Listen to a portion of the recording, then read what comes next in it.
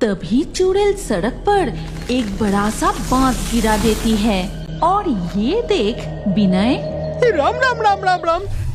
रघुनाथपुर गांव में एक गरीब नाई रहता था। मोहल्ले मोहल्ले घूमकर लोगों के बाल दाढ़ी काटकर किसी तरह उसका गुजारा चलता था। ऐसे ही एक दिन उफ, चलते ही जा रहा हूँ, अभी तक एक भी ग्राहक नहीं मिला। इस पर जोर से आवाज लगाता हूँ, बाल कटवाओगे बाल, सिर के बाल 10 रुपए, दाढ़ी मूछ 15 रुपए, बाल कटवाओगे बाल। इस तरह विनय आवाज लगाते हुए जा रहा था। आज सबको क्या हो गया है? क्या किसी को मेरी बात सुनाई नहीं दे रहा? बाल कटवाओगे बाल, सिर के बाल 10 रुपए, दाढ़ी मूछ 15 रुपए। विनय आवाज लगाते हुए गांव से निकलकर एक घने बांस के जंगल में प्रवेश करता है। इस घने जंगल के रास्ते से दिन के उजाले में भी लोग जाने से डरता था, क्योंकि इस बांस के जंगल में रहते हैं इंसान की गंध पाओ, लगता है कोई आ रहा है, कितनी अच्छी इंसान की खुशबू। कितने दिनों से खाया नहीं, पेट बिल्कुल सूखा भर गया। एक बार हाथ लग जाए तो उसे चटनी बनाकर खाऊंगा। लग रहा है एक नाई इस तरफ आ रहा है। अरे ये दुबला पतला नाई लगता है 2 वक्त ढंग से खाता भी नहीं। अगर मोटा ताजा होता तो अच्छा मांस मिलता। चलो जो भी हो पकड़ो से। तभी चुड़ैल सड़क पर एक बड़ा सा बांस गिरा देती है और ये देख विनय राम राम राम राम राम। दोपहर को रास्ते पर बांस कौन गिराया? अभी हवा भी नहीं चल रहा, खड़ा हुआ बांस कैसे गिर गया? अब क्या करूं?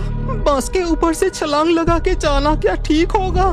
ये सोचकर जैसे ही विनय 2 कदम आगे बढ़ा, ठीक तभी और एक बड़ा सा बांस रास्ते पर गिर जाता है। अरे बाप रे, दोपहर को ये कैसी भूतिया कांड है? हे भगवान। ठीक उसी वक्त विनय नाई के सामने प्रकट होते हैं वो चुड़ैल और ब्रह्मदत्त। आजा, आजा नाई, मेरे पास आजा, तुझे लेकर सीधा बांस के ऊपर चढ़ जाऊंगी। आओ माओ खाओ, आज मैं तुझे चबा कर खाऊंगा। नहीं, ऐसे इन भूतों से बचना मुश्किल है। एक बार चालाकी से कोशिश करता हूँ, फिर जो होगा देखा जाएगा। ये कहकर नाई अपने झोले से एक आईना निकालता है। फिर पता है मैं कौन हूँ? मैं नाई के भेष में तारानाथ तांत्रिक हूँ। मैं इस बांस के जंगल में तुम्हें ही ढूंढ रहा था। तुम लोग खुद मेरे सामने आकर मेरा काम आसान कर दिया। अब इस जादुई आईने में कैद करके ले जाऊंगा। देख, इसमें देख, तेरे जैसे कितने सारे भूतों को कैद करके रखा हूँ। आईने में अपने जैसे भूतों को देखकर वो दोनों बहुत डर जाते हैं। हम कान पकड़ के माफी मांग रहे हैं, हमसे गलती हो गई, कृपया छोड़ दीजिए। छोड़ दो? ठीक है, छोड़ सकता हूँ, लेकिन एक शर्त पर। शर्त? कैसी शर्त हुजूर? आज्ञा कीजिए, मैं आप ही पूरी करता हूँ। एक थैला सोने की मोहरे ला कर दे। जैसी आज्ञा हुजूर, ये लीजिए। ये कहकर ब्रह्मदत्त जादू से सोने की सिक्के प्रकट करके नाई को देता है। ये सब कुछ देखकर चुड़ैल समझ जाती है कि नाई उन्हें झूठा डर दिखा रहा है। इस बार तुम दोनों को छोड़ रहा हूँ, जा भाग यहाँ से और जल्दी से ये बांस हटा दे। ठीक है, बांस अभी उठा देती हूँ। फिर चुड़ैल और ब्रह्मदत्त जादू करके रास्ते से बांस हटा देते हैं। फिर विनय कुछ दूर जाते ही वो चुड़ैल उसका पीछा करने लगती है। आज दोनों भूतों को अच्छे से सबक सिखाया। कितने सारे सोने की मोहरें मिल गई। अब लौटते वक्त 1-2 लोगों का बाल दाढ़ी काट कर सीधा घर जाऊंगा। अब उस मोहल्ले में जाता हूँ। बाल कटवाओगे बाल, सिर के बाल 10 रुपए, दाढ़ी मूछ 15 रुपए। विनय आवाज लगाते हुए पांडव घोष के घर के सामने से गुजर रहा था और उसकी आवाज सुनकर पांडव घोष उसे बुलाता है। अरे ओ बिनाई नाई, बिनाई नाई, क्या सुनाई नहीं दे रहा? मैं इधर हूँ, इधर देखो। ए बिनाई नाई। लगता है किसी ने बुलाया। अच्छा आप बोलिए बोलिए घोष बाबू। ये कहकर विनय पांडव घोष के आंगन में जाता है। ए बिनाई नाई, तुम आवाज लगाते हुए इतनी तेजी से जा रहे हो कि किसी भी ग्राहक को अगर बाल दाढ़ी काटनी हो तो तुम्हें पकड़ ही नहीं पाएगा। क्या तुम्हें आज बाल दाढ़ी काटने का मन नहीं है? अरे बाबू, मैं बाल दाढ़ी काटने के लिए ही मोहल्ले मोहल्ले घूम रहा हूँ। आप कहिए, आपका बाल काटो या दाढ़ी मूछ काट दूं? नहीं नहीं, इतना कुछ करने की जरूरत नहीं। तुम मेरा मूछ मत काटना, बस बाल काट दो। आज आपको पूरा हीरो बना दूंगा। आपका पत्नी देखकर आपको पहचान ही नहीं पाएगी। चलिए उधर बैठते हैं। ये कहकर विनय पांडव घोष के बाल काटने लगता है। उनके पास ही गौशाला थी। वहाँ गोबर के ऊपर कई मक्खियाँ उड़ रही थी। तभी चुड़ैल झोले से निकलकर एक मक्खी का रूप धारण करती है। फिर मक्खी वाली चुड़ैल विनय नाई के मुंह के सामने आकर फड़फड़ा के उड़ने लगी। ओहो, ये बदमाश मक्खी कहाँ से आ गई? हट, हट, हट, बदमाश मक्खी, जा यहाँ से। ये तुम क्या कर रहे हो? सावधानी से। तुम मेरा मूछ मत काटना, मूछ मेरा जान से भी प्यारा है।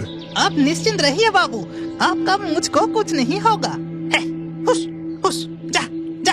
वो चुड़ैल वाली मक्खी विनय को बहुत सताने लगी। वो कभी मक्खी उड़ाता तो कभी बाल काटता। उफ, ये मक्खी बहुत तंग कर रही है, बैठ भी नहीं रही। अगर कहीं बैठ जाती तो अच्छे से सबक सिखाता।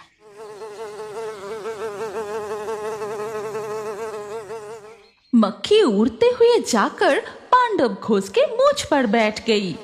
अब बैठ गई बदमाश मक्खी। ऐसा कहकर जैसे ही विनय मक्खी को मारने गया, वो मक्खी उड़कर भाग गई। लेकिन गलती से पांडव घोष की आधी मूंछ काट गई। मर गई रे, मूंछ तो कट गई। बदमाश नाई, तूने मेरा मूछ काट डाली। रुक तो, आज मैं तुझे अच्छा मजा चखाऊंगा। तभी पांडव घोष का भयानक गुस्सा देखकर विनय अपनी पोटली उठाकर भाग जाता है। अरे बाप रे, ये पांडव घोष गुस्से में सांड बन गया। भाग विनय नाई, भाग। उधर मक्खी का रूप छोड़कर चुड़ैल उड़ते हुए नाई का पीछा करने लगती है। अब देख कैसे तुझे मजा चखाती हूँ। मैं जाके तेरे घर में आतंक मचाऊंगी। आज मैं अब किसी का बाल दाढ़ी नहीं काटूंगा। इतना लालच अच्छा नहीं है। ये सोने की मोहरे लेके सीधा घर जाता हूँ। ऐसा कहकर विनय जल्दी घर लौट जाता है। फिर रसोई में जाकर अपनी पत्नी को सब कुछ बताता है। अच्छा, ऐसा क्या? चलो कमरे में चलो, इन्हें अच्छे से छुपा के रखते हैं। नाई और उसकी पत्नी रसोई से निकलते ही रसोई में घुस जाती है वो चुड़ैल। आहा, मछली तलने की कितनी अच्छी खुशबू है। बदमाश नाई, अब तेरे घर में डेरा जमा के तुझे सबक सिखाऊंगी। ऐसा कहकर चुड़ैल कढ़ाई से तली हुई मछलियाँ एक एक करके खाने लगी। इसके बाद बाकी सारे खाना भी वो पूरा खा गई। आज तो मजा आ गया। अरे लगता है कोई आ रहा है, मैं छिप जाती हूँ।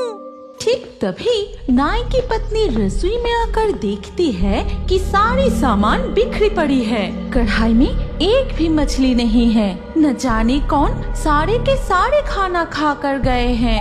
अजीब बात है, इतनी जल्दी सारे खाना कौन खा गया?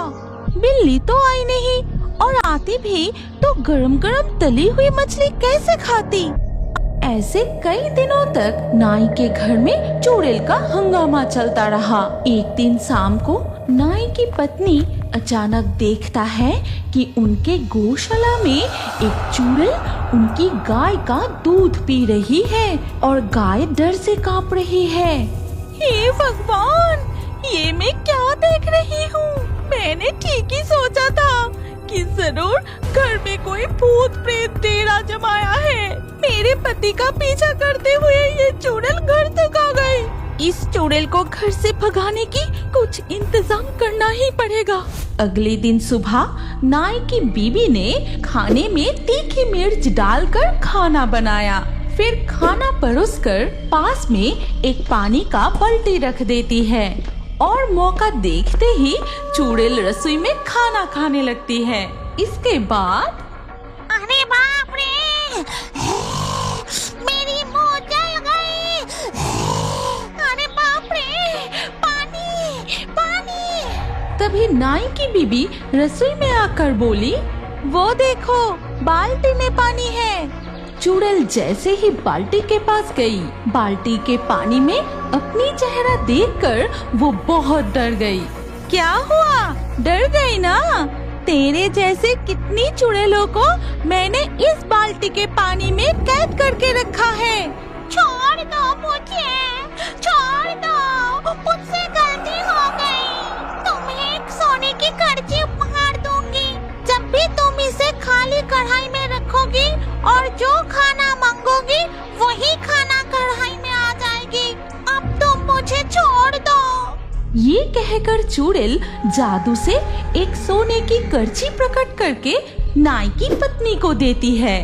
ठीक है, इस बार छोड़ रही हूँ, लेकिन याद रखना हमारे घर के आसपास कभी नजर मत आना, नहीं तो बहुत बुरा होगा। नहीं नहीं, फिर कभी इस तरफ नहीं आऊंगी। ये कहकर चुड़ैल वहाँ से गायब हो जाती है। इसके बाद से नाई और उसकी पत्नी सुख शांति से जीवन बिताने लगे।